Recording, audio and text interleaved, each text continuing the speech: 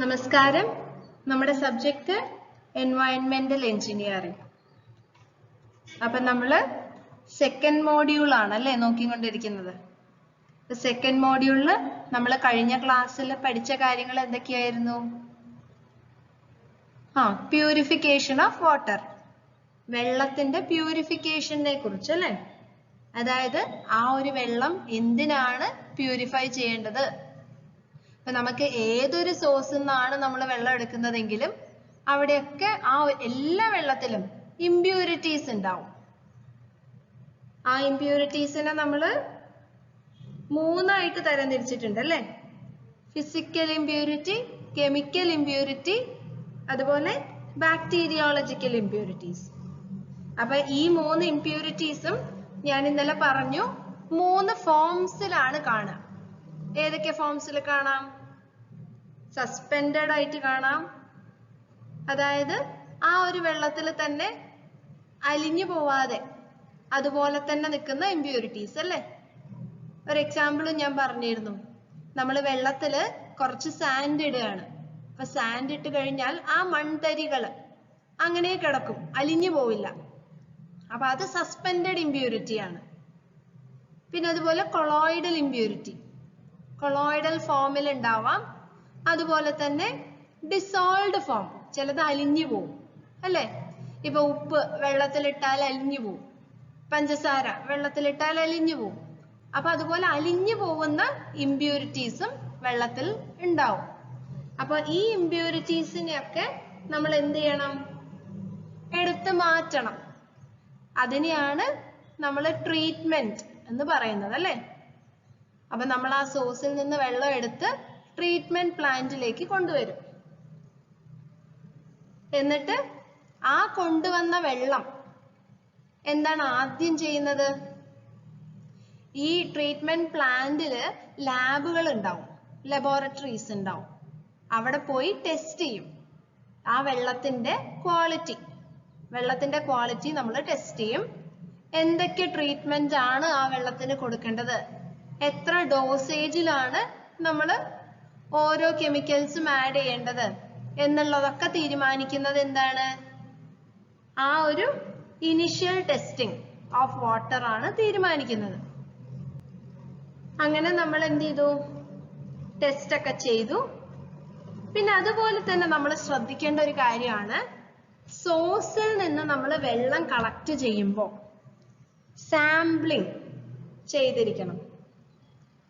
എന്താണ് സാമ്പിളിംഗ് എന്ന് നമുക്ക് നോക്കാം.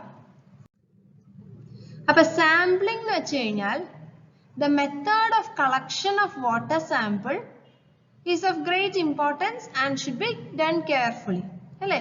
നമുക്ക് ആദ്യം ആ സോഴ്സിലുള്ള വെള്ളം നമുക്ക് പഠിക്കണം. എത്രത്തോളം ഇംപ്യൂരിറ്റീസ് ആ സോഴ്സിലുള്ള വെള്ളത്തിലുണ്ട് എന്ന് വെച്ചാൽ, നമ്മളിപ്പോ റിവറിൽ നിന്നാണ് വെള്ളം എടുക്കുന്നതെങ്കിൽ ആ റിവർ വാട്ടർ നമ്മൾ ടെസ്റ്റ് ചെയ്യണം അല്ലേ. അപ്പൊ water to be used in industries should be sampled as per IS 3025/1964. അതുപോലെ ഇപ്പൊ ഇൻഡസ്ട്രീസിൽ ഉപയോഗിക്കേണ്ട വെള്ളമാണെങ്കിൽ എങ്ങനെയാണ് സാമ്പിളിംഗ് നടത്തേണ്ടത് എന്നുള്ളത് നമ്മുടെ IS കോഡിൽ പറഞ്ഞിട്ടുണ്ട്. IS കോഡ് നമ്പർ ആണ് 3025/1964. അതുപോലെ ബാക്ടീരിയോളജിക്കൽ ടെസ്റ്റിന് വെള്ളത്തിൽ ബാക്ടീരിയാസ് ഉണ്ടോ എന്നറിയാനുള്ള ടെസ്റ്റ് ചെയ്യാൻ നമ്മൾ ആ സാമ്പിളിംഗ് എങ്ങനെയാണ് ചെയ്യേണ്ടത് എന്നുള്ളത് IS 1622/1964 പറഞ്ഞിട്ടുണ്ട്. ഓക്കെ. അപ്പൊ ഓരോ വെള്ളത്തിനും നമ്മൾക്ക് ഇഷ്ടമുള്ളിടത്ത് പോയി വെള്ളം എടുക്കാൻ പറ്റില്ല ഒരിക്കലും. നമ്മൾ എന്ത് ചെയ്യണം? ഓരോ ക്രൈറ്റീരിയാസ് ഉണ്ട്. അതായത് ഇപ്പൊ വെള്ളം എടുക്കുമ്പോ എപ്പോഴും സർഫസിൽ നിന്ന് എടുക്കാൻ പാടില്ല, കുറച്ച് താഴേന്ന് വേണം എടുക്കാൻ. കാരണം സർഫസിൽ പലതരത്തിലുള്ള ഫ്ലോട്ടിംഗ് ഡെബ്രിസ് ഉണ്ടായിരിക്കാം, ഫ്ലോട്ടിംഗ് മാറ്റർ അല്ലേ ഉണ്ടാവും. അപ്പൊ അതിന്റെ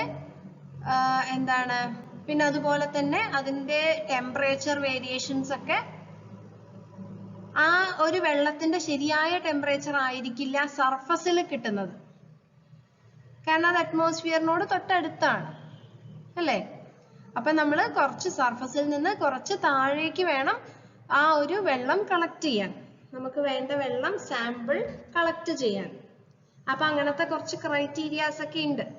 അപ്പൊ ആ ക്രൈറ്റീരിയാസ് ഒക്കെ എഴുതിയിട്ടുള്ള കോഡാണ് ഈ പറയുന്ന IS 3025ഉം IS 1622 ഒക്കെ. ഓരോ സ്ഥലത്തേക്ക് ഇപ്പൊ ഇൻഡസ്ട്രിയൽ യൂസിനാണെങ്കിൽ, അതുപോലെ ബാക്ടീരിയന്റെ ടെസ്റ്റിനാണെങ്കിൽ ഒക്കെ അതിനനുസരിച്ചുള്ള സാമ്പിളിംഗ് വേണം ചെയ്യാൻ. Okay. Due to probable daily and seasonal variation in quality of water, samples should be collected frequently over a long period so that they may be true representatives of the water to be tested. അപ്പൊ എന്താണ്, നമ്മുടെ വെള്ളം daily variation ഉണ്ടല്ലേ, നമുക്ക് daily വേരിയേഷനും ഉണ്ട്, seasonal വേരിയേഷനും ഉണ്ട്. നമ്മൾ first മോഡ്യൂളിൽ പഠിച്ചതാണ് ഡെയിലി വേരിയേഷൻ. എന്താണ് ഡെയിലി വേരിയേഷൻ ഓഫ് വാട്ടർ? ഒരു ദിവസത്തില് നമുക്ക് ഓരോ സമയത്തും വേണ്ട വെള്ളത്തിന്റെ ക്വാണ്ടിറ്റി വ്യത്യാസമായിരിക്കും അല്ലെ. രാവിലെ, അതുപോലെ രാത്രിത്തെ കുറച്ച് സമയം സന്ധ്യാസമയത്തും, അതുപോലെ രാവിലെ 6 to 8 AM 6 to 8 PM നമുക്ക് പീക്ക് അവേഴ്സ് ആണ്. നേരെ മറിച്ച് ഉച്ചയ്ക്കൊന്നും നമുക്ക് അത്ര വെള്ളം ആവശ്യമില്ല. അതാണ് ഡെയിലി വേരിയേഷൻ. അതുപോലെ സീസണൽ വേരിയേഷൻ എന്ന് ഉദ്ദേശിക്കുന്നത്, അതെ, സമ്മർ സീസണിൽ നമുക്ക് കൂടുതൽ വെള്ളം ആവശ്യമായിട്ട് വരും വേനൽക്കാലത്ത്. നേരെ മറിച്ച് മഴക്കാലത്താണെങ്കിൽ വെള്ളത്തിന്റെ ഡിമാൻഡ് കുറവായിരിക്കും. അപ്പോ ഈ ഒരു വേരിയേഷൻസ് നിലനിൽക്കുന്നത് കൊണ്ട് തന്നെ എന്താണ്, സാമ്പിൾസ് നമ്മൾ ഇടയ്ക്കിടയ്ക്ക് കളക്ട് ചെയ്യണം. ഫ്രീക്വന്റ്ലി നമ്മൾ പലപ്പോഴായി നമ്മുടെ സാമ്പിൾസ് കളക്ട് ചെയ്യണം. Okay. And bottles with stoppers thoroughly cleaned and sterilized should be used. എന്താ പറയുന്നത്, നമ്മൾ വെള്ളം കളക്ട് ചെയ്യാൻ ഉപയോഗിക്കുന്ന ആ ഒരു ബോട്ടിൽ, ആ ബോട്ടിൽ എങ്ങനെയായിരിക്കണം? നല്ല ക്ലീൻ ആയിരിക്കണം, അതുപോലെ തന്നെ സ്റ്റെറിലൈസ്ഡ് ആയിരിക്കണം. സ്റ്റെറിലൈസ്ഡ് എന്ന് ഉദ്ദേശിക്കുന്നത് ബാക്ടീരിയാസും ഒന്നും ഉണ്ടാവാൻ പാടില്ല. സ്റ്റെറിലൈസ്ഡ്. ഇപ്പോ ഒരു എക്സാമ്പിൾ പറയുകയാണെങ്കിൽ, നമ്മുടെ ഡോക്ടേഴ്സ് ഒക്കെ ഉപയോഗിക്കുന്ന എക്യുപ്മെന്റ്സ് ഒക്കെ ഉണ്ടല്ലോ, ഈ തിയേറ്റേഴ്സിൽ, ഓപ്പറേഷൻ തിയേറ്ററിലൊക്കെ ഉപയോഗിക്കുന്ന എക്യുപ്മെന്റ്സ് ഒക്കെ സ്റ്റെറിലൈസ്ഡ് ആണ്. അതിലൊന്നും ബാക്ടീരിയാസ് ഒന്നും ഉണ്ടാവില്ല. അപ്പൊ അതുപോലെ ബാക്ടീരിയാസ് ഇല്ലാതെ സ്റ്റെറിലൈസ്ഡ് ആയിരിക്കണം നമ്മൾ ഉപയോഗിക്കുന്ന ആ ഒരു എടുക്കുന്ന വെസൽ, ബോട്ടിൽ. അത് എന്തും ആയിക്കോട്ടെ, അത് ക്ലീൻ ആയിരിക്കണം, അതുപോലെ ബാക്ടീരിയാസ് ഒന്നും ഉണ്ടാവാൻ പാടില്ല. പിന്നെ അതുപോലെ capacity of the bottles for chemical test is minimum 2 liter and for bacteriological test 200 to 500 cm³ is sufficient. അപ്പൊ എന്താ പറയുന്നത്, നമ്മുടെ കെമിക്കൽ ടെസ്റ്റ് എന്ന് ഉദ്ദേശിക്കുന്ന കെമിക്കൽസ്, ഈ വെള്ളത്തിൽ അടങ്ങിയിട്ടുള്ള കെമിക്കൽസ് ആണ് നമ്മൾ ടെസ്റ്റ് ചെയ്യുന്നതെങ്കിൽ, ഏതൊക്കെയാണ് chemicals? Chloride, sulphates, nitrates, hardness, acidity, alkalinity. Okay, അങ്ങനത്തെ കെമിക്കൽസ് ആണ് നമ്മൾ ടെസ്റ്റ് ചെയ്യുന്നതെങ്കിൽ ആ ബോട്ടിലിന്റെ കപ്പാസിറ്റി മിനിമം എത്രയായിരിക്കണം? 2 liter എങ്കിലും വേണം. നേരെ മറിച്ച് ബാക്ടീരിയോളജിക്കൽ ടെസ്റ്റ് ആണെങ്കിൽ, ആ ഒരു സാമ്പിളിലെ ബാക്ടീരിയാസ് ആണ് ടെസ്റ്റ് ചെയ്യുന്നതെങ്കിൽ നമുക്ക് എത്ര മതി? ഒരു 200 to 500 cubic centimeter മതി ബോട്ടിലിന്റെ കപ്പാസിറ്റി.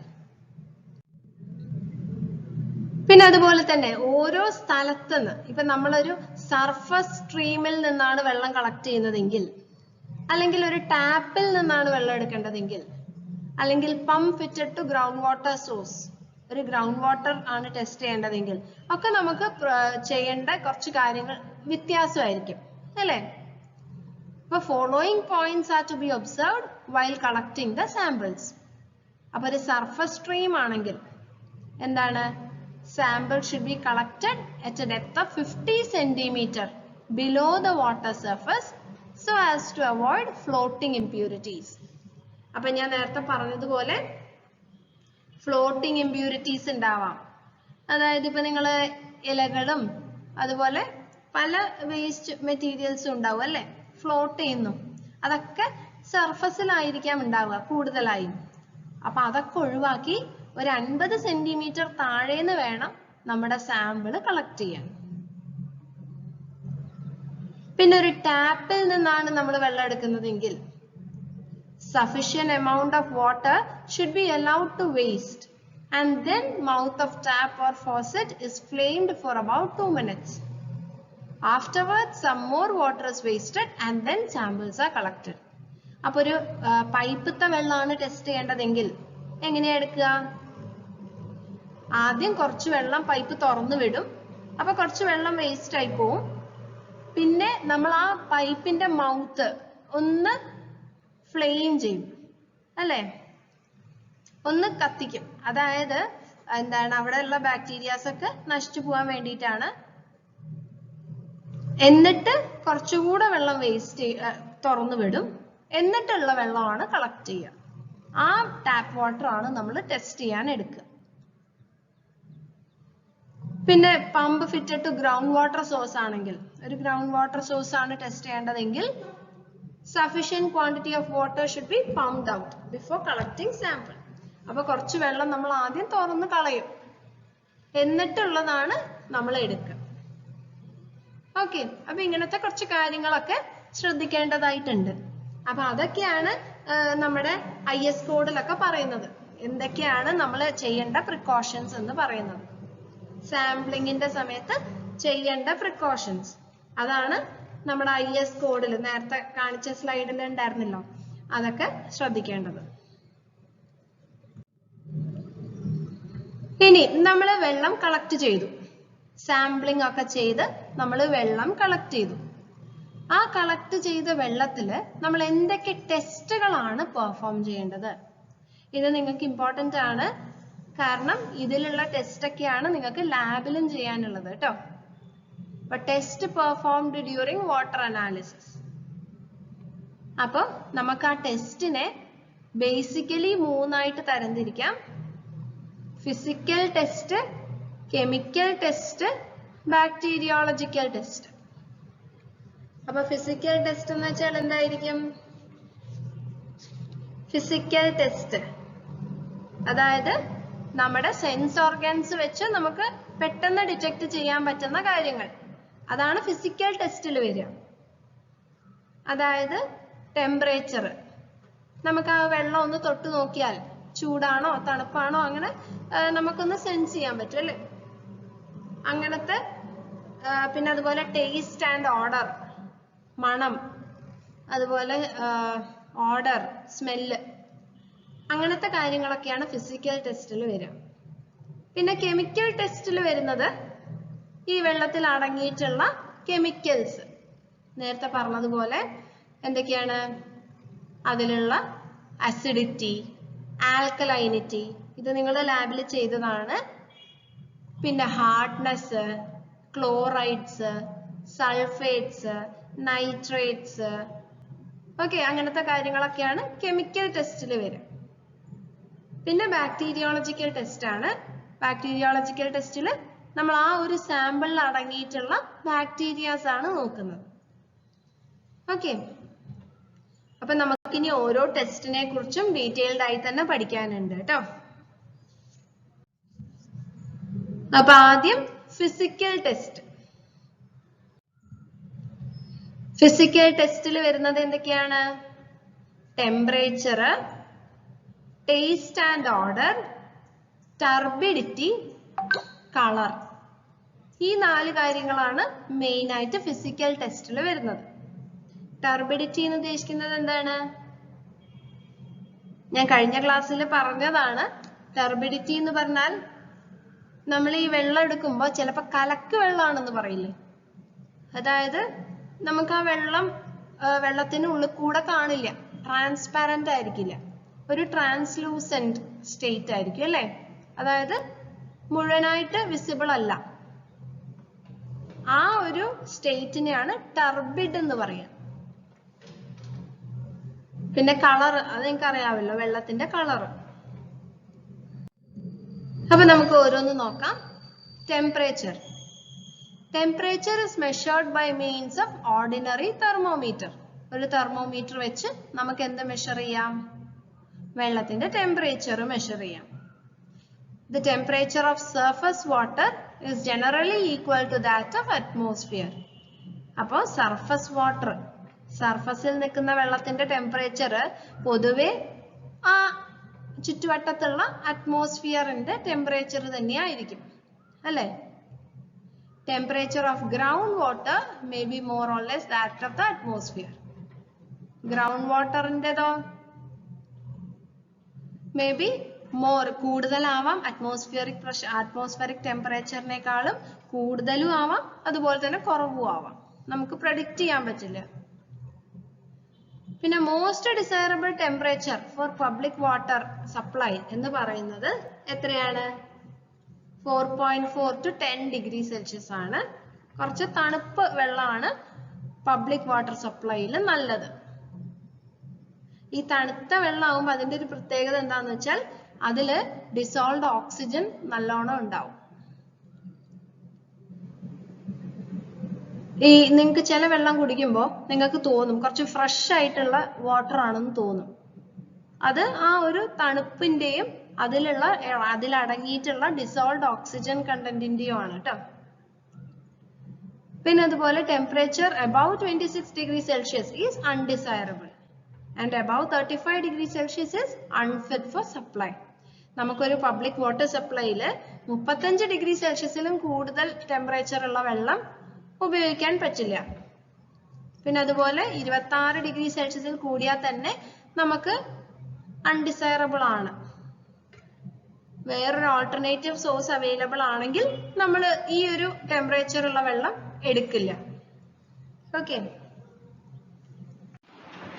ഇനി അടുത്തത് taste and order. Taste and order are usually closely related. അപ്പൊ ടേസ്റ്റ് നിങ്ങൾക്കറിയാം, ടേസ്റ്റ് എന്ന് പറഞ്ഞാൽ ആ ഒരു വെള്ളത്തിന്റെ ടേസ്റ്റ് അല്ലേ, രുചി. അതുപോലെ ഓർഡർ അതിന്റെ സ്മെല്ല്. അപ്പൊ ഇത് രണ്ടും ക്ലോസ്ലി റിലേറ്റഡ് ടേംസ് ആണ്. എന്തുകൊണ്ടാണ് ടേസ്റ്റും വെള്ളത്തിന് ടേസ്റ്റും ഓർഡറും വരുന്നത് എന്ന് ചോദിച്ചാൽ it is caused due to dissolved organic matter. അതിലടങ്ങിയിട്ടുള്ള ഡിസോൾവ്ഡ് ഓർഗാനിക് മാറ്റർ, പിന്നെ micro organisms either dead or alive. Micro organisms, പിന്നെ ഇനോർഗാനിക് സോൾട്ട്സ് ഉണ്ടെങ്കിൽ, പിന്നെ അതുപോലെ ഒരു ബാഡ് സ്മെല്ല് വരാൻ കാരണം H2S, കാർബൺ ഡൈ ഓക്സൈഡ്, അതുപോലത്തെ ഗ്യാസുകൾ ഉണ്ടെങ്കിൽ, പിന്നെ എക്സസ് ക്ലോറിനേഷൻ ഡ്യൂറിങ് ട്രീറ്റ്മെന്റ്.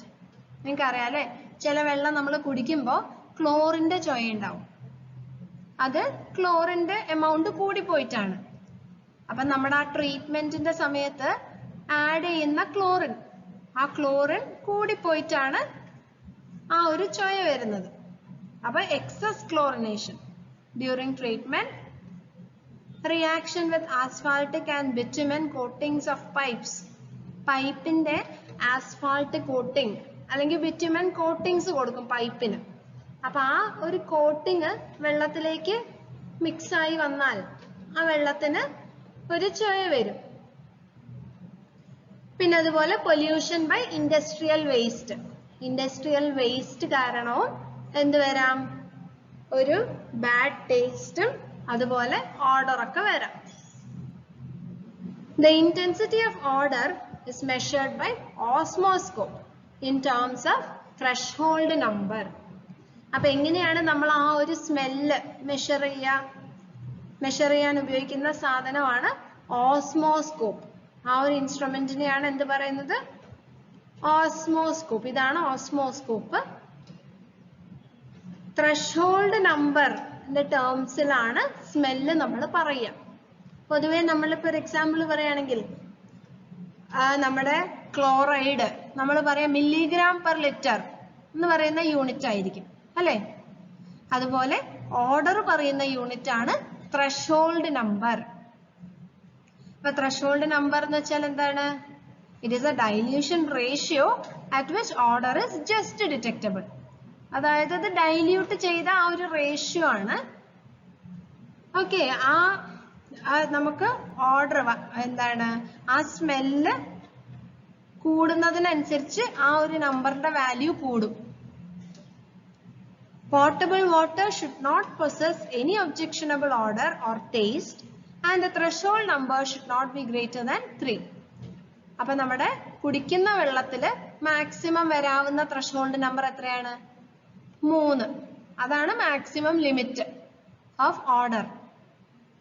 അതിൽ കൂടിക്കഴിഞ്ഞാൽ നമുക്ക് ആ വെള്ളം കുടിക്കാൻ പറ്റില്ല. അതിന്റെ ആ ഒരു സ്മെല്ല് കൊണ്ടും ടേസ്റ്റ് കൊണ്ടും നമുക്ക് ആ ഒരു വെള്ളം കുടിക്കാൻ സാധിക്കില്ല. അപ്പൊ മാക്സിമം ലിമിറ്റ് എന്ന് പറയുന്നത് 3 ആണ്. ഇനി അടുത്തതാണ് turbidity. Turbidity is a measure of resistance of water to the passage of light through it. അതായത് നമ്മൾ ഒരു ലൈറ്റ് പാസ് ചെയ്താൽ അപ്പുറത്തേക്ക്, ഇപ്പൊ ഞാൻ ഈ ഒരു സൈഡിൽ നിന്ന് ലൈറ്റ് പാസ് ചെയ്താൽ ആ സൈഡിലേക്ക് ലൈറ്റ് എത്തുമോ? അതാണ് എന്ത്? ടർബിഡിറ്റി എന്ന് പറയുന്നത്. ചുരുക്കി പറഞ്ഞാൽ ഇവിടുന്ന് നോക്കിയാൽ അപ്പുറത്തെ ഭാഗത്തുള്ളത് കാണാൻ സാധിക്കുക. അതിനെയാണ് ടർബിഡിറ്റി എന്ന് പറയുന്നത്. അതാണ് എഴുതിയിട്ടുള്ളത്.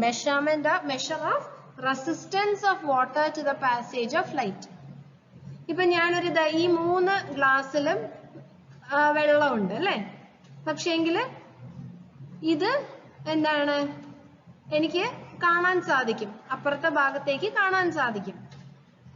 അപ്പൊ ഇത് ലോ ടർബിഡ് ആണ്, ഇത് അത്ര ടർബിഡ് അല്ല. നേരെ മറിച്ച് ഈ ഒരു രണ്ടാമത്തെ ഗ്ലാസ്സിൽ നോക്കൂ, ഇവിടെ അത്ര ഈസി ആയി കാണാൻ സാധിക്കില്ല. അപ്പൊ ഒരു മീഡിയം ടർബിഡ് ആണ്. പിന്നെ അതുപോലെ മൂന്നാമത്തെ ഗ്ലാസ്സിൽ ഹൈലി ടർബിഡ് ആണ്, കാണാൻ സാധിക്കുന്നേ ഇല്ല. അപ്പൊ ഇങ്ങനത്തെ വെള്ളത്തിനെ നമുക്ക് ടർബിഡ് വാട്ടർ എന്ന് പറയാം. ഇതും ടർബിഡ് ആണ്, പക്ഷേങ്കിൽ compared to third, second is medium turbid അല്ലെ. ഡ്യൂ ടു ദ പ്രസൻസ്, എന്തുകൊണ്ടാണ് ഈ turbidity? It is due to the presence of suspended and colloidal mineral matters like clay, silt etcetera. അപ്പൊ suspended പാർട്ടിക്കിൾസും കൊളോയിഡൽ പാർട്ടിക്കിൾസും കാരണമാണ് എന്ത്? ടർബിഡിറ്റി. അത് important ആണ്. പിന്നെ അതുപോലെ living or dead algae and other organisms, അങ്ങനത്തെ ഓർഗാനിസംസ് കാരണവും എന്ത് വരാം? വെള്ളത്തിന് ടർബിഡിറ്റി വരാം. Turbidity depends on the type of soil over which the water has to run and velocity of water. അതായത് ഏത് സോയിലിന്റെ മുകളിലൂടെയാണോ വെള്ളം ഒഴുകുന്നത് അതിനനുസരിച്ച് ആ വെള്ളത്തിന്റെ ടർബിഡിറ്റി മാറും. ഇപ്പോ പാറയുടെ മുകളിലൂടെ ഒഴുകുന്ന വെള്ളമാണെന്ന് വെക്കാം. അപ്പോ ആ ഒരു വെള്ളത്തിന് ടർബിഡിറ്റി വളരെ കുറവായിരിക്കും. നേരെ മറിച്ച് നമ്മുടെ ഒരു ക്ലേയി സോയിലിന്റെ മുകളിലൂടെ വെള്ളം ഒഴുകുകയാണെങ്കിൽ ആ സോയിലിൽ നിന്ന് ക്ലേ പാർട്ടിക്കിൾസ് വെള്ളത്തിലേക്ക് വരാം അല്ലെ. അപ്പൊ ആ വെള്ളം കൂടുതൽ ടർബിഡ് ആയിരിക്കും. അതാണ് ടൈപ്പ് ഓഫ് സോയിലിനെ ഡിപ്പെൻഡ് ചെയ്യും എന്ന് പറയുന്നത്. പിന്നെ അതുപോലെ തന്നെ വെലോസിറ്റി ഓഫ് വാട്ടർ, അതിനെയും ഡിപ്പെൻഡ് ചെയ്യും. സ്പീഡിൽ ഒഴുകുന്ന വെള്ളമാണെങ്കിൽ എന്തായിരിക്കാം? ഹൈലി ടർബിഡ് ആയിരിക്കും. നേരെ മറിച്ച് മെല്ലെ ഒഴുകുന്ന വെള്ളമാണെങ്കിൽ ടർബിഡിറ്റി കുറയാൻ സാധ്യതയുണ്ട്, കാരണം പാർട്ടിക്കിൾസ് ഒക്കെ സെറ്റിൽ ഡൗൺ ചെയ്യും. This turbidity is measured in ppm. ഇപ്പൊ ടർബിഡിറ്റിയുടെ യൂണിറ്റ് എന്താണ്? ppm. നേരത്തെ നമ്മൾ പറഞ്ഞ ഓർഡർ, സ്മെല്ല്, അതിന്റെ യൂണിറ്റ് എന്തായിരുന്നു? ത്രെഷ്ഹോൾഡ് നമ്പർ അല്ലെ. ടർബിഡിറ്റി പറയുന്നത് പാർട്സ് പെർ മില്യൺ അല്ലെങ്കിൽ milligram per litre by weight of suspended matter in water. അപ്പൊ നമ്മുടെ ടർബിഡിറ്റിയുടെ യൂണിറ്റ് മില്ലിഗ്രാം പെർ ലിറ്ററിൽ തന്നെയാണ്. അത് തന്നെയാണ് ppm in case of water. For water, the units ppm and milligram per liter are approximately equal. കാരണം എന്താന്ന് ചോദിച്ചാൽ ഈ വെള്ളത്തിന്റെ കേസിൽ മാത്രം എങ്ങനെയാ വരിക? 1 kg എന്ന് പറയുന്നത് തന്നെയാണ് 1 ലിറ്റർ. 1 litre weights 1 kg. അതുകൊണ്ടാണ് നമുക്ക് മില്ലിഗ്രാം പെർ ലിറ്ററും ppmഉം വെള്ളത്തിന്റെ കേസിൽ സെയിം ആണെന്ന് പറയുന്നത്. നേരെ മറിച്ച് വേറൊരു ലിക്വിഡ് എടുക്കുകയാണെങ്കിൽ അതിന്റെ ഡെൻസിറ്റി മാറും. അപ്പൊ അങ്ങനത്തെ ഒരു കേസിൽ നമുക്ക് ഒരിക്കലും ഇത് രണ്ടും ഈക്വേറ്റ് ചെയ്യാൻ സാധിക്കില്ല. Okay. Turbidity was previously determined by Jackson-Candle turbidity unit. അപ്പൊ പണ്ട് turbidity പറഞ്ഞത് മില്ലിഗ്രാം പെർ ലിറ്ററിൽ ആയിരുന്നില്ല, നേരെ മറിച്ച് JTU എന്ന് പറഞ്ഞൊരു യൂണിറ്റിലായിരുന്നു. അത് കണ്ടുപിടിച്ച ഒരാളാണ് ജാക്സൺ. ജാക്സൺ എന്ന് പറയുന്ന ആളാണ് ആ ഒരു അപ്പാരറ്റസ് കണ്ടുപിടിച്ചത്. അതുകൊണ്ട് തന്നെ അയാളുടെ പേരിലാണ് അറിയപ്പെട്ടിരുന്നത് unit, Jackson-candle turbidity unit, JTU. നേരെ മറിച്ച് ഇപ്പോ നമ്മൾ ഉപയോഗിക്കുന്ന ഇൻസ്ട്രുമെന്റിന്റെ ബേസിസിൽ നമ്മൾ യൂസ് ചെയ്യുന്ന unit nephelometric turbidity unit, NTU. Now it is replaced by more appropriate unit called nephelometric turbidity unit. The turbidity produced by 1 milligram of finely divided silica mixed in 1 liter of distilled water is the standard unit. അതായത് ഒരു NTU എന്ന് പറയുന്നത് എന്താണ്? 1 milligram of silica, 1 milligram silica എടുത്ത് 1 litre വെള്ളത്തിലേക്ക് mix ചെയ്താൽ കിട്ടുന്ന turbidity, അതാണ് 1 NTU. അപ്പൊ ആ ഒരു ബേസിൽ നിന്നാണ് നമ്മൾ ബാക്കിയുള്ള സാമ്പിൾസിന്റെ ഒക്കെ ടർബിഡിറ്റി പറയുന്നത്. So turbidity is measured by either turbidity rod അല്ലെങ്കിൽ turbidity meters, turbidimeter. അപ്പോൾ ഈ രണ്ട് ഇൻസ്ട്രുമെന്റ്സ് ഉപയോഗിച്ചാണ് നമ്മൾ ടർബിഡിറ്റി മെഷർ ചെയ്യുന്നത്. നമുക്ക് നോക്കാം. turbidity rod. Turbidity rod consists of a graduated aluminum rod. ഒരു അലുമിനിയം റോഡാണ്, the upper end of which is attached to a similarly graduated non-stretchable tape. അതായത് ഇത് സ്ട്രെച്ച് ചെയ്യാൻ പറ്റില്ല, ഒരു നോൺ സ്ട്രെച്ചബിൾ ടേപ്പ് ആണ് അല്ലെ, മെഷർമെന്റ്സ് ഒക്കെ കാണിച്ചിട്ടുണ്ട്, ടേപ്പ് ആണ്. ഇതാണ് graduated tape. At the lower end, a platinum needle of 1 mm diameter and 25 mm length is fixed. അപ്പൊ നമ്മുടെ ലോവർ എൻഡിൽ ഒരു നീഡിൽ വെച്ചിട്ടുണ്ട്. ഇതാ ഈ ഒരു നീഡിൽ വെച്ചിട്ടുണ്ട്.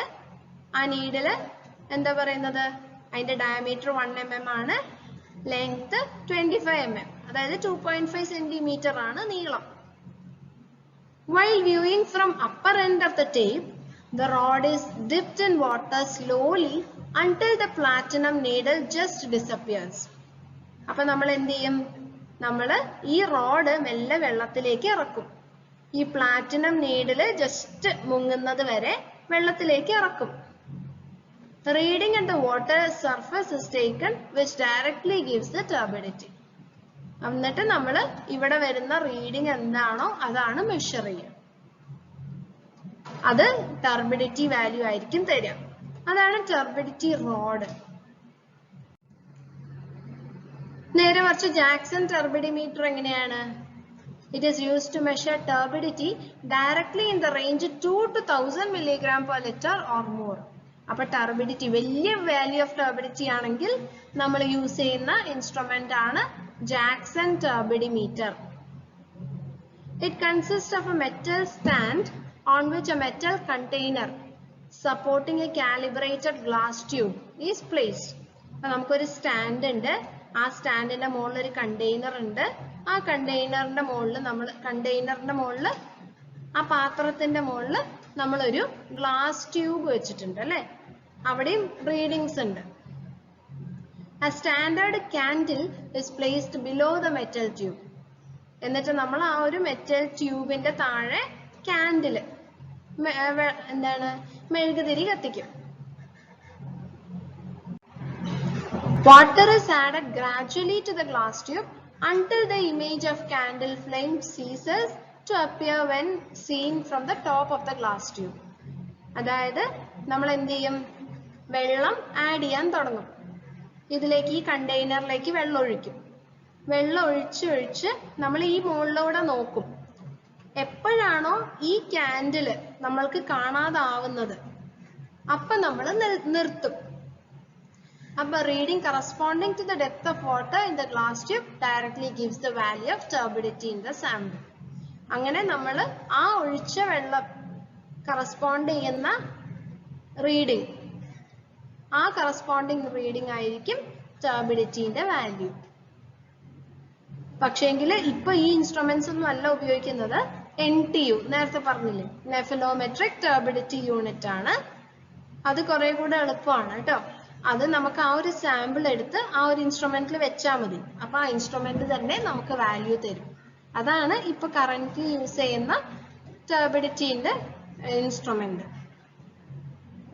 ലോ കോൺസെൻട്രേഷൻ ഓഫ് ടർബിഡിറ്റി, അതായത് 0 to 2 mg/L വരെ can be measured by Baylis turbidimeter, Hille turbidimeter, self-reading turbidimeter, Hatch laboratory turbidimeter based on nephelometric method. അതായത് ചെറിയ വാല്യൂസ് ഒക്കെ പണ്ട് ചെയ്തിരുന്ന ഇതൊക്കെ ഉപയോഗിച്ചാണ്. ബെയ്ലിസ് ടർബിഡിമീറ്റർ, അതുപോലെ ഹില്ലേ ടർബിഡിമീറ്റർ, സെൽഫ് റീഡിംഗ് ടർബിഡിമീറ്റർ, ഹാച്ച് ലബോറട്ടറി ടർബിഡിമീറ്റർ, ഇതെല്ലാം ഉപയോഗിച്ചാണ് ചെറിയ ടർബിഡി values കണ്ടുപിടിച്ചിരുന്നത്. The permissible value of turbidity for potable water is 5 mg/L. അപ്പോൾ ടർബിഡിറ്റി എപ്പോഴും 5 mg/L കുറവാണെങ്കിലേ കുടിക്കാൻ സാധിക്കും, കുടിവെള്ളമായി ഉപയോഗിക്കാൻ സാധിക്കും. Okay,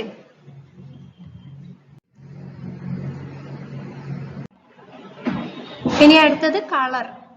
Due to colloidal and dissolved solids of certain organic and inorganic origin. അപ്പൊ എങ്ങനെയാണ് കളർ വരുന്നത് വെള്ളത്തിന്? Due to colloidal and dissolved solids. Colloidal solidsഉം dissolved solidsഉം കാരണമാണ് വെള്ളത്തിന് പല കളേഴ്സ് വരുന്നത് അല്ലേ?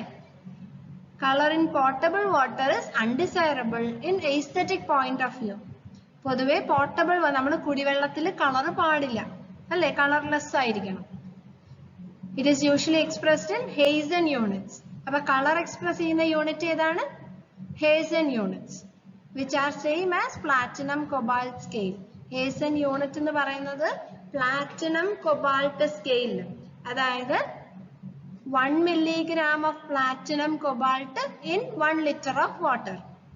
നേരത്തെ നമ്മൾ ടർബിഡിറ്റിയില് NTU കണ്ടതുപോലെ NTU എന്തായിരുന്നു? 1 NTU എന്ന് പറയുന്നത് 1 milligram silica in 1 liter of distilled water. അതുപോലെ ഈ ഹേസൻ യൂണിറ്റ്, കളറിന്റെ ഹേസൻ യൂണിറ്റ് എന്ന് പറയുന്നത് എന്താണ്? 1 milligram of platinum cobalt in 1 liter of distilled water. അതാണ് 1 ഹേസൻ യൂണിറ്റ്. അതാണ് കളർ എക്സ്പ്രസ് ചെയ്യുന്ന unit. So before testing the sample, suspended matter is removed by centrifuging. അപ്പൊ നമ്മൾ കളർ ടെസ്റ്റ് ചെയ്യുന്നതിന് ആദ്യം നമ്മൾ എന്ത് ചെയ്യണം? സസ്പെൻഡഡ് സോളിഡ്സിനെ മാറ്റണം. സസ്പെൻഡഡ് സോളിഡ്സിനെ മാറ്റിയിട്ട് വേണം കളർ ടെസ്റ്റ് ചെയ്യാൻ. Color is compared with standard color solutions in Nessler tubes or color disc. അപ്പൊ നമുക്കൊരു കളർ ഡിസ്ക് ഉണ്ട്. ആ ഒരു കളർ ഡിസ്ക് വെച്ചാണ് നമ്മൾ എന്ത് ചെയ്യുന്നത്? ഒരു ഏത് ഹേസൻ യൂണിറ്റ് ആണ് നമ്മുടെ സാമ്പിൾ എന്നുള്ളത് നമ്മൾ നോക്കുന്നത്. The standard unit of color is fixed as that produced by 1 milligram of platinum cobalt in 1 liter of distilled water.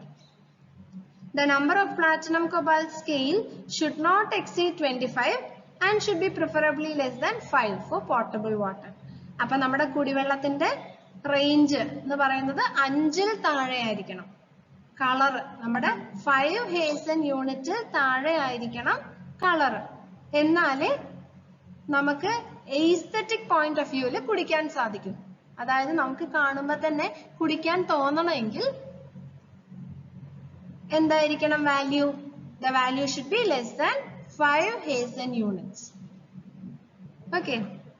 ഈ എന്താണ് വാല്യൂസ് ഒക്കെ ഇമ്പോർട്ടന്റ് ആണ് കേട്ടോ.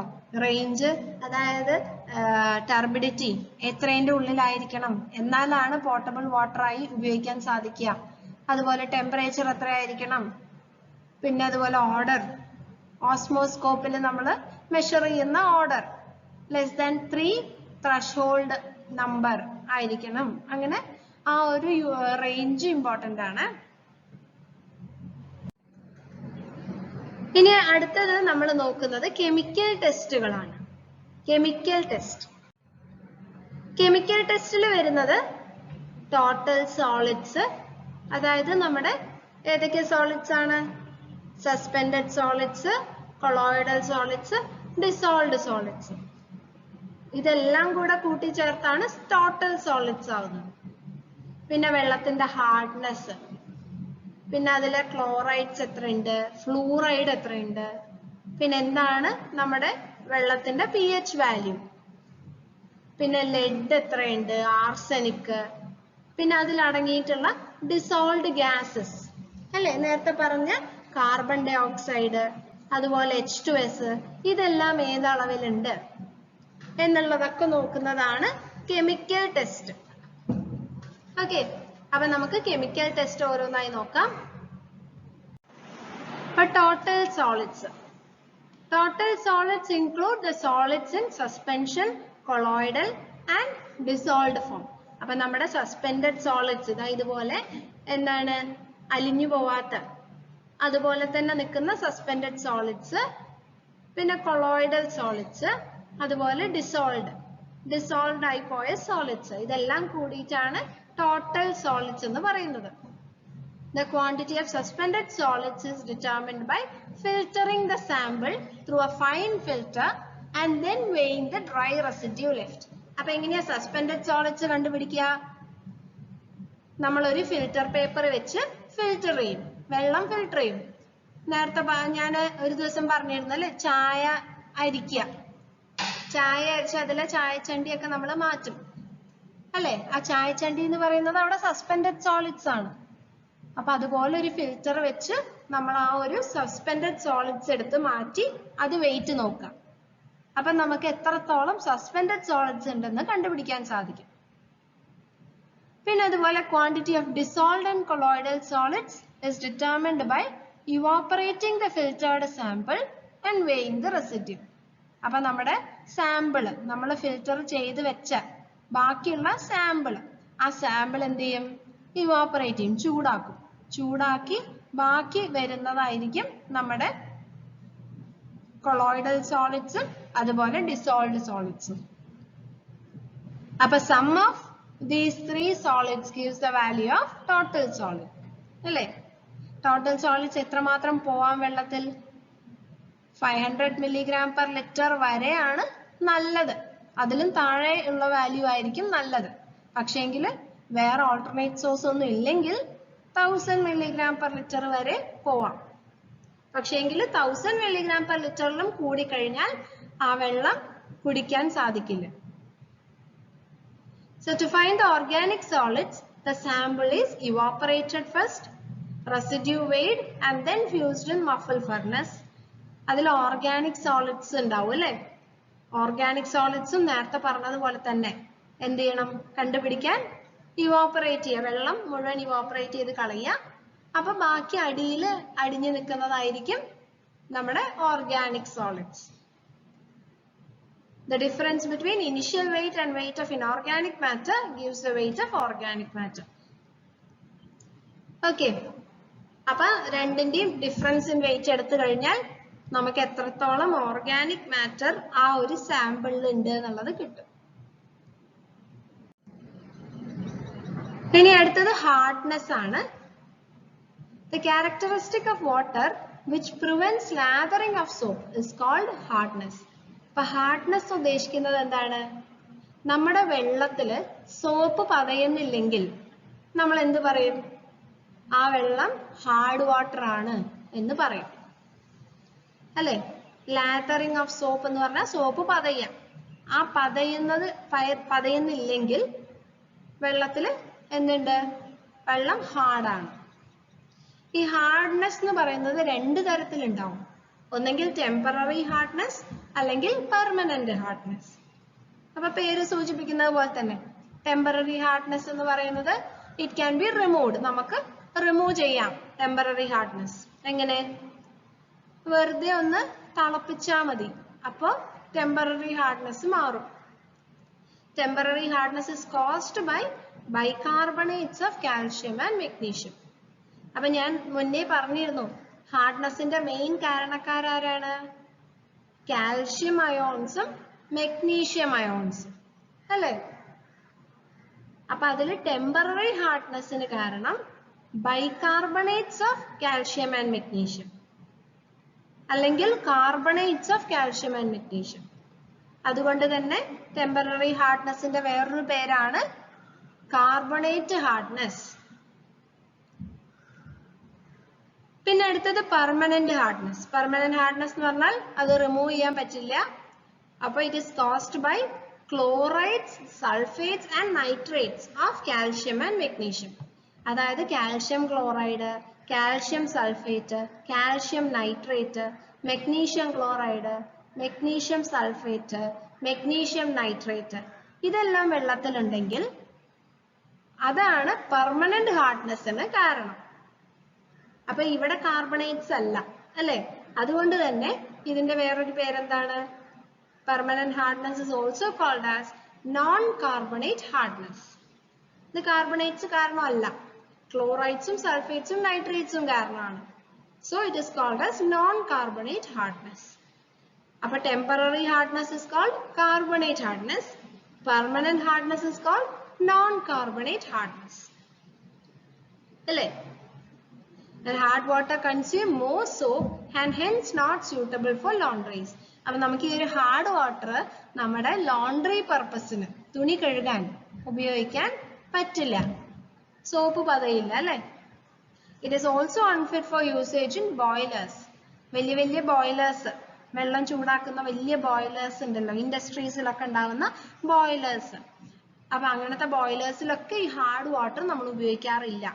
കാരണം ഹാർഡ് വാട്ടർ ഉപയോഗിച്ചു കഴിഞ്ഞാൽ അതിൽ സ്കെയിൽസ് വരും. അതായത് നിങ്ങൾ കണ്ടിട്ടുണ്ടാവും ഒരു എന്താണ് പാട പോലെ, എന്താ അത് പറയാ, സ്കെയിൽസ്. കൊറോഡ് ആവല്ല ചെയ്യാ, പക്ഷെങ്കിൽ ഒരു മുരുമുരുത്ത സർഫസ് എന്ന് പറയും നമ്മള്. ഓക്കെ, അത് ഫോം ചെയ്യും. അതുകൊണ്ട് ഹാർഡ് വാട്ടർ നമ്മൾ ഉപയോഗിക്കാറില്ല. പിന്നെ എങ്ങനെയാണ് ഹാർഡ്നെസ് എക്സ്പ്രസ് ചെയ്യാ? It is expressed in milligram per liter or ppm of calcium carbonate. Calcium കാർബണേറ്റിന്റെ ടേംസിലാണ് നമ്മൾ ഹാർഡ്നെസ് എക്സ്പ്രസ് ചെയ്യുക. നിങ്ങൾക്ക് ഓർമ്മയുണ്ടാവും, നിങ്ങൾ ലാബിൽ ചെയ്തപ്പോൾ അസിഡിറ്റി എക്സ്പെരിമെന്റും ആൽക്കലൈനിറ്റി എക്സ്പെരിമെന്റ് ഒക്കെ ചെയ്തപ്പോൾ ഇതൊക്കെ എക്സ്പ്രസ് ചെയ്തത് in terms of calcium carbonate തന്നെയായിരുന്നു. ആ ഇക്വേഷനിൽ ഞാൻ പറഞ്ഞു തന്നിട്ടുണ്ട്. മീൻ milligram per liter of calcium carbonate ആണ് നമ്മൾ ഹാർഡ്നെസ് എക്സ്പ്രസ് ചെയ്യുക. It is determined by versenate method. അതിന്റെ വേറൊരു പേരാണ് EDTA മെത്തേഡ്. ഹാർഡ്നെസ് ചെയ്യാൻ നമ്മൾ ലാബിൽ ചെയ്യാനുള്ള എക്സ്പെരിമെന്റ് ആണ്. അപ്പൊ അത് EDTA ടൈട്രേഷൻ ആണ് നമ്മൾ ചെയ്യുന്നത്. അപ്പൊ അവിടെ എന്താ ചെയ്യുന്നത്? In this method, the sample of water is titrated against EDTA. നമ്മുടെ ബ്യൂററ്റില് നമ്മൾ EDTA സൊല്യൂഷൻ എടുക്കും. EDTA എന്ന് പറഞ്ഞാൽ ethylene diamine tetra acetic acid. അപ്പൊ EDTA സൊല്യൂഷൻ എടുക്കും, or its sodium salt, until wine red color changes to blue. അപ്പൊ colour change എന്താണ്? Wine red colour ആയിരിക്കും. ഇൻഡിക്കേറ്റർ ഒഴിക്കുമ്പോൾ നമ്മുടെ ഏരിയോക്രോം ബ്ലാക്ക് ടീ ആണ് ഇൻഡിക്കേറ്റർ. ആ ഏരിയോക്രോം ബ്ലാക്ക് ടീ ഒഴിക്കുമ്പോൾ വൈൻ റെഡ് കളർ, നല്ല കടും ചുവപ്പ് കളർ കിട്ടും. അത് ടൈട്രേറ്റ് ചെയ്യുമ്പോൾ നീലയായി മാറും. അതാണ് എൻഡ് പോയിന്റ്.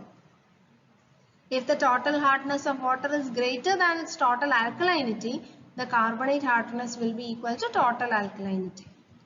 അതിനൊക്കെ ഒരു ടേബിൾ പഠിക്കാനുണ്ട്, അത് ഞാൻ അപ്പോൾ പറഞ്ഞു തരാം.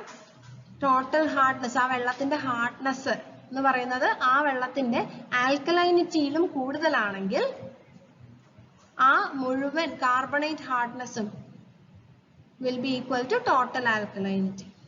അതൊരു എന്താണ് കണ്ടുപിടിക്കേണ്ട ഫോർമുലയാണ്. അത് നിങ്ങൾക്ക് ആ ടേബിൾ കണ്ടാൽ മനസ്സിലാവും. അപ്പൊ പറഞ്ഞുതരാം. ഇനി അടുത്തത് chlorides. Chlorides are present mostly in combination with sodium and to a less extent with calcium and magnesium. പൊതുവേ കാണുന്ന ക്ലോറൈഡ് ഏതാണ് വെള്ളത്തില്? ഉപ്പ് അല്ലേ? Sodium chloride. ഉപ്പ് വെള്ളമാണ് പൊതുവേ നമുക്ക് കിട്ടുന്ന സീ വാട്ടർ എന്നൊക്കെ പറയണത്. പിന്നെ കാൽഷ്യം ക്ലോറൈഡും മെഗ്നീഷ്യം ക്ലോറൈഡും ഒക്കെ ഉണ്ടെങ്കിലും കുറവാണ്. Water with excess of chloride is not suitable for heart and kidney patients. Heart patients and kidney patients ഒക്കെ ക്ലോറൈഡ് അടങ്ങിയ വെള്ളം നല്ലതല്ല അല്ലേ? ഉപ്പ് അധികം കഴിക്കാൻ പാടില്ല അല്ലേ? അത് തന്നെയാണ് concept. The presence of chlorides may also be due to the mixing of sewage and saline water. എന്തുകൊണ്ടൊക്കെ ആവാം ക്ലോറൈഡ് വെള്ളത്തിൽ വരുന്നത്? ഒന്നെങ്കിൽ വേസ്റ്റ് വാട്ടർ അല്ലെങ്കിൽ ഉപ്പുവെള്ളം, ഇതെല്ലാം നമ്മുടെ വെള്ളത്തിലേക്ക് വരുന്നത് കൊണ്ട്, മിക്സ് ആയി പോകുന്നത് കൊണ്ട്. The chloride can be determined by titrating water with silver nitrate and potassium dichromate. അപ്പൊ നമ്മുടെ ക്ലോറൈഡ് ടെസ്റ്റ് ചെയ്യുമ്പോൾ നമ്മുടെ ടൈട്രേഷനിൽ വരുന്ന റിയേജൻസ് ഏതൊക്കെയാണ്? Silver nitrate, potassium dichromate. ആ മെത്തേഡിനെയാണ് പറയുന്നത് മോർസ് മെത്തേഡ്. അപ്പൊ chloride determination is by Mohr's method. The chloride content of treated water should not exceed 250 milligram per liter. അതായത് നമ്മുടെ ട്രീറ്റ്മെന്റ് പ്ലാന്റിലേക്ക് കൊടുക്കുന്ന വെള്ളം ട്രീറ്റ് ചെയ്ത് കഴിഞ്ഞതിന് ശേഷം ക്ലോറൈഡ്സ് എത്രയേ പാടുള്ളൂ? മാക്സിമം 250 milligram per liter പാടുള്ളൂ. അതിൽ കൂടി കഴിഞ്ഞാൽ ആ വെള്ളം കുടിക്കാൻ പറ്റില്ല.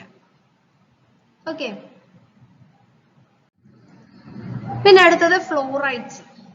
May occur naturally in water or may be present in water due to pollution by industrial waste. അപ്പോൾ ഒന്നെങ്കിൽ ഫ്ലൂറൈഡ്സ് വെള്ളത്തിൽ ഉണ്ടായിരിക്കാം നാച്ചുറലി, അല്ലെങ്കിൽ അടുത്ത് വല്ല ഇൻഡസ്ട്രീസ് ഒക്കെ ഉണ്ടെങ്കിൽ അതിന്റെ വേസ്റ്റ് വന്ന് അതിൽ ഫ്ലൂറൈഡ് കണ്ടന്റ് കൂടാനും സാധ്യതയുണ്ട്. പിന്നെ ഈ ഫ്ലൂറൈഡ്സിന് ഒരു പ്രത്യേകതയുണ്ട്, ഒരു മിനിമം ക്വാണ്ടിറ്റി വെള്ളത്തിൽ ഉണ്ടായിരിക്കണം. അതില്ലെങ്കിൽ നമ്മുടെ ബോൺസിനും അതുപോലെ പല്ലിനൊക്കെ പ്രശ്നമാണ്. Fluorides up to 1 milligram per liter in drinking water is beneficial. അപ്പോൾ 1 milligram per liter വെള്ളത്തിൽ ഉണ്ടായിരിക്കണം. And safe as a reduce dental decay. ഈ ഫ്ലൂറൈഡ് 1 milligram per liter പോലും വെള്ളത്തിൽ ഇല്ലെങ്കിൽ എന്ത് പറ്റും? നമ്മുടെ പല്ലില് കാവിറ്റീസ് ഉണ്ടാവാൻ സാധ്യതയുണ്ട്. അതാണ് നമ്മൾ ഈ പേസ്റ്റ് ഒക്കെ ഉപയോഗിക്കുമ്പോൾ ചില പേസ്റ്റിലൊക്കെ ഉണ്ടാവും അല്ലെ, ഫ്ലൂറൈഡ് എന്ന് പറഞ്ഞിട്ട് കാണിക്കും, പ്രത്യേകം അവർ എഴുതി കാണിക്കും. കാരണം ഫ്ലൂറൈഡ് കുറച്ച് അളവിൽ നമ്മുടെ വെള്ളത്തിൽ ഉണ്ടായിരിക്കണം, എന്നാലേ നമ്മുടെ പല്ലില് കാവിറ്റീസ് ഓട്ടയൊന്നും വരാതിരിക്കും. പിന്നെ അതുപോലെ തന്നെ if the concentration exceed 1.5 milligram per liter, 1.5 milligram per liter കൂടുതലാണ് ഫ്ലൂറൈഡ് എങ്കിൽ എന്ത് പറ്റും? മോട്ട്ലിംഗ് ഓഫ് ടീത്ത് പറ്റും. മോട്ട്ലിംഗ് ഓഫ് ടീത്ത് പറഞ്ഞാൽ ടീത്ത് മഞ്ഞ കളറാവും, മഞ്ഞിച്ചിരിക്കും. അത് ഫ്ലൂറൈഡ് കൂടിക്കഴിഞ്ഞാൽ അതിനെ പറയുന്നതാണ് fluorosis. Hence it is necessary that fluoride levels have to be closely controlled. Fluoride എപ്പോഴും കൺട്രോൾ ചെയ്യണം. 1 to 1.5 milligram per liter അതിനിടയിലായിരിക്കണം ഫ്ലൂറൈഡിന്റെ എമൗണ്ട്, കോൺസെൻട്രേഷൻ.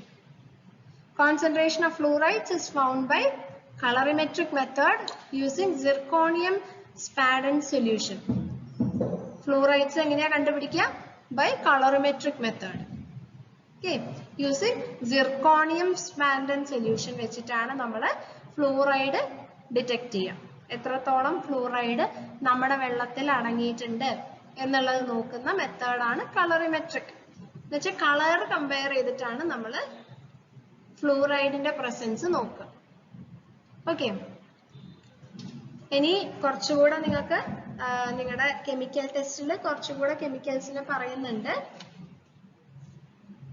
നമ്മുടെ pH നോക്കാനുണ്ട്, അതുപോലെ തന്നെ ലെഡ്, ആർസനിക്, ഡിസോൾവ്ഡ് ഗ്യാസസ് ഇതെല്ലാം നോക്കാനുണ്ട്. അപ്പൊ പിന്നെ നമുക്ക് ബാക്ടീരിയോളജിക്കൽ ടെസ്റ്റ് ആണ്. ഓക്കെ, അപ്പൊ ഇതെല്ലാം നമുക്ക് അടുത്ത ക്ലാസ്സിൽ നോക്കാം. ഈ ക്ലാസ് അവസാനിച്ചു. Thank you.